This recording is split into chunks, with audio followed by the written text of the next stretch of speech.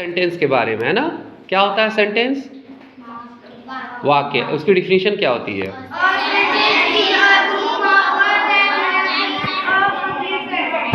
A sentence is a group of words that makes a complete sense. शब्दों का समूह है जो पूर्णतया भाव को प्रकट करता है ना, समझ में, या उसका निर्माण करता है। अभी हम लोगों ने सेंटेंस के अंतर्गत पढ़ा था कल, क्या पढ़ा था उसके बारे में, फ्रेज के बारे में, है ना। फ्रेज क्या था? फ्रेज ये था कि वो भी था अ ग्रुप ऑफ वर्ड्स। फ्रेज भी क्या था? अ ग्रुप ऑफ वर्ड्स, लेकिन वो कंप्लीट सेंस प्रकट नहीं कर रहा था। और दूसरी चीज क्या थी फ्रेज के अंतर्गत? कि उसका अपना सब्जेक्ट नहीं होता, अपना वर्ब नहीं होता। ऑब्जेक्ट वाली जगह तो होती है लेकिन सब्जेक्ट और वर्ब नहीं होता। आपने एग्जांपल्स में देखा था। आज हम लोग पढ़ेंगे क्लॉज के बारे में। किसके बारे में पढ़ेंगे? क्लॉज। और देखेंगे ये फ्रेज और सेंटेंस कंप्लीट सेंटेंस से कैसे अलग होता है। तो आज हम लोग किसके बारे में पढ़ रहे हैं? आज हम लोग पढ़ रहे हैं क्लॉज के बारे में। किसके बारे में पढ़ रहे हैं हम लोग? क्लॉज। अब देखते हैं इसमें भी एग्जाम्पल देखते हैं, वही जो एग्जाम्पल हमने लिया था उसमें क्या बोलते हैं फ्रेज में, उसी को थोड़ा सा यहाँ पे चेंज करके लिया गया है। नाउ रीड दिस सेंटेंस होगा, दिस ये जगह नाउ रीड दिस सेंटेंस। इस वाक्य को पढ़े। वाक्य क्या है? The king was a man who had a kind nature. देखो कल क्या था? कल आपने पढ़ा था the king was a man, है ना, विद अ काइंड नेचर पढ़ा था। वहां with a kind nature phrase था, लेकिन यहां पे क्या है? The king was a man who had a kind nature. ठीक है, राजा एक आदमी था जो दयालु प्रकृति का था। कल था with a kind nature. With a kind nature, राजा दयालु स्वरूप का व्यक्ति था। कल आपने ये पढ़ा था, वो फ्रेज था विद अ काइंड नेचर। लेकिन यहां क्या है? The king was a man. अब यहां दे रहा है who had a kind nature. अब देखो ये जो who had a kind nature है, ये ग्रुप ऑफ वर्ड्स है और ये सेंटेंस का पार्ट है, वाक्यांश है एक, और इसमें सब्जेक्ट भी है। सब्जेक्ट है हु, इसमें वर्ब भी है हैड, इसमें अ काइंड नेचर जो है ऑब्जेक्ट के रूप में है। यानी पूरा इस जो ये पार्ट ऑफ सेंटेंस है इसमें पूरा सब्जेक्ट और प्रेडिकेट दोनों अवेलेबल है। तो the king was a man who had a kind nature. तो इसमें देखो who had a kind nature जो है ये ऐसा जो सब्जेक्ट का हिस्सा है जिसमें ऐसा सेंटेंस का हिस्सा है, सॉरी ऐसा सेंटेंस का हिस्सा है जिसमें हु के रूप में सब्जेक्ट और हैड अ काइंड नेचर के रूप में प्रेडिकेट है। उसमें फ्रेज में क्या देख रहे थे? फ्रेज में आप देख रहे थे कि सब्जेक्ट और वर्ब नहीं होता था, और यहां पे देखो सब्जेक्ट है हु और वर्ब है हैड। तो who had a kind nature. तो the king was a man who had a kind nature. तो यही जो who had a kind nature है इसी को हम वाक्यांश या क्लॉज कहेंगे। क्लॉज क्या होता है? पूरा वाक्य नहीं होता है, पूरा भाव प्रकट नहीं करता है, ये वाक्य का एक हिस्सा होता है। क्या होता है? ये एक हिस्सा। वाक्य का ये एक हिस्सा होता है। तो जो सेंटेंस हमारा दिया हुआ है कि the king was a man who had a kind nature. अब इसमें जो ये सेंटेंस का जो छोटा सा ये पार्ट है who had a kind nature, यही जो है क्लॉज है। क्यों क्लॉज है? क्योंकि ये संपूर्ण सेंटेंस का एक पार्ट है, लेकिन संपूर्ण सेंटेंस का एक पार्ट होते हुए भी इसका खुद का सब्जेक्ट है, खुद का वर्ब है और प्रेडिकेट भी है। इसमें इस सेंटेंस में खुद का सब्जेक्ट यानी हु सेंटेंस के पार्ट में और प्रेडिकेट यानी हैड अ काइंड नेचर दोनों अवेलेबल है। तो जो ये सेंटेंस है कि the king was a man who had a kind nature, उसके बारे में नीचे दिया गया है कि ऊपर दिए गए सेंटेंस में who had a kind nature group of words है। Who had a kind nature क्या है? ग्रुप ऑफ वर्ड्स है जो एक सेंटेंस की तरह है।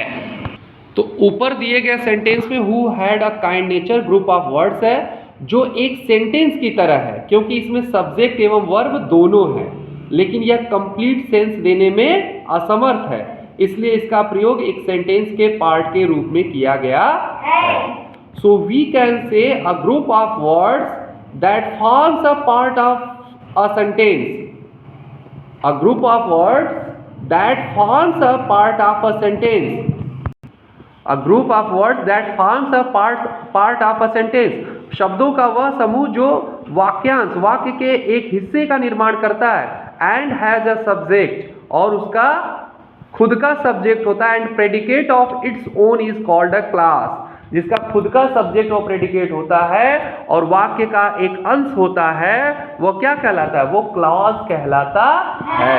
फिर से समझो बाबू, तुम लोग फ्रेज समझ चुके हो। फ्रेज में इंपॉर्टेंट एक वो भी रहता है, वो भी क्या है? अ पार्ट ऑफ सेंटेंस ही होता है, ग्रुप ऑफ वर्ड्स ही होता है, लेकिन उसका खुद का सब्जेक्ट और वर्ब नहीं होता है। आपने देखा था, आपने इसी एग्जाम्पल जैसा एग्जाम्पल देखा था कि the king was a man with a kind nature. वहां क्या था? With a kind nature. तो जो ये शब्द था, शब्दों का समूह था विद अ काइंड नेचर, वो फ्रेज था। लेकिन यहां आप क्या देख रहे हैं? यहां आप देख रहे हैं कि the king was a man who had a kind nature. With a kind nature में सब्जेक्ट और वर्ब नहीं था, कहीं है with a kind nature subject और वर्ब, लेकिन ये जो who had a kind nature है, इसमें सब्जेक्ट है हु, वर्ब है हैड, और पूरा had a kind nature predicate है। हु सब्जेक्ट का, हैड अ काइंड नेचर क्या है? प्रेडिकेट है। तो ये जो पार्ट ऑफ सेंटेंस है, इसका खुद का जो है सब्जेक्ट है, खुद का प्रेडिकेट है, लेकिन ये कंप्लीट सेंस थोड़ी दे रहा है। ये तो कह रहा है कि जो एक दयालु स्वरूप का था, कौन दयालु स्वरूप का था? वह भाव प्रकट नहीं कर रहा है, वह राजा था। जब हम पूरा पढ़ते हैं कि the king was a man who had a kind nature, तब पूरा भाव प्रकट कर रहा है, तब पूरा भाव प्रकट हो रहा है कि राजा एक ऐसा आदमी था जो दयालु स्वरूप का था। लेकिन who had a kind nature से पूरा भाव प्रकट नहीं हो रहा है ना, आधा भाव प्रकट हो रहा है। और एक who had a kind nature ऐसा पार्ट ऑफ सेंटेंस है, ऐसा सेंटेंस का हिस्सा है जिसका खुद का सब्जेक्ट हु है, खुद का वर्ब हैड है और खुद का predicate had a kind nature है। तो ये जो एग्जांपल दिया है कि the king was a man who had a kind nature, इस सेंटेंस में who had a kind nature group of words है जो एक सेंटेंस की तरह है, क्योंकि इसमें सब्जेक्ट और वर्ब दोनों हैं, लेकिन यह कंप्लीट सेंस नहीं दे रहा है।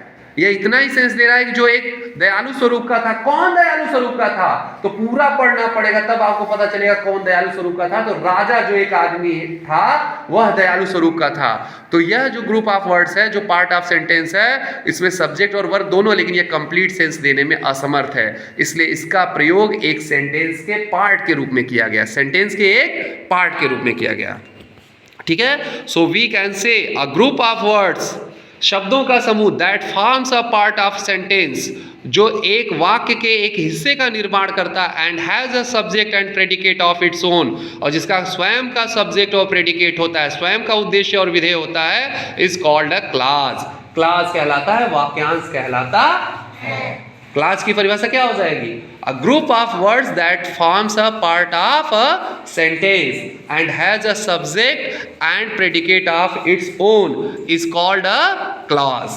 क्लॉज का खुद का सब्जेक्ट, खुद का वर्ब, खुद का प्रेडिकेट होता है, लेकिन फ्रेज में खुद का सब्जेक्ट, खुद का प्रेडिकेट, खुद का वर्ब नहीं होता है। फ्रेज की क्या डिफिनेशन थी? फ्रेज की ये डिफिनेशन थी कि अ group of words which make sense but not a complete sense. Phrase जो था, जैसे विद अ काइंड नेचर जो था, वो सेंस का निर्माण कर रहा था, लेकिन कंप्लीट सेंस का निर्माण नहीं कर रहा था, और जिसका खुद का सब्जेक्ट और वर्ब और या प्रेडिकेट नहीं था, वो फ्रेज कहलाता था।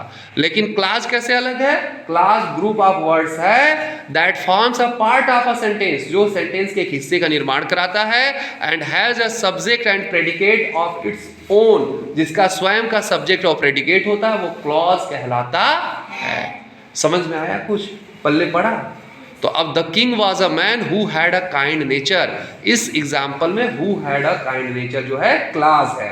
लेकिन who had a kind nature, जो एक दयालु स्वरूप का था, यह एक सेंटेंस का हिस्सा हो सकता है, क्योंकि पूरा भाव प्रकट नहीं कर रहा है, यह थोड़ा ही भाव प्रकट कर रहा है। पूरा भाव प्रकट करने के लिए हमको पूरे सेंटेंस को पढ़ना पड़ रहा है, जिसमें यह है कि the king was a man who had a kind nature, राजा आदमी था जो दयालु स्वरूप का था। तो जो क्लॉज होता है वो थोड़ा भाव प्रकट करता है और खुद का इसका सब्जेक्ट और प्रेडिकेट होता है। तो अ group of words that forms a part of a sentence and has a subject and predicate of its own is called a clause.